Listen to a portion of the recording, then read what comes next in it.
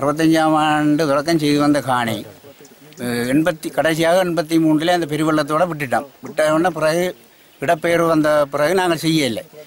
இப்போ பார்த்தால் ராஜபுரம் குடியேற்ற வாரான்னு சொல்லி போட்டு எங்களோட இந்த உறுதி காணி எல்லாத்தையும் காணி வழியாக தொடங்கி விட்டணும். எங்கள் காணியெல்லாம் பிடிக்க போகணும். ஆனால் எங்களுக்கு அதை கொடுக்க விருப்பமில்லை. அரசாங்கத்தால் தரப்பட்ட காணி நாங்கள் அந்த நாட்டில் நம்ம காரணமாக செய்ய முடியவில்லை. அப்படி ஒரு பெரிய குளம் எங்களோட ஊருக்குள்ளே இல்லை. அதன்படியால் எங்களுக்கு இந்த காணியை கொடுக்க எங்களுக்கு சம்மதம் இல்லை.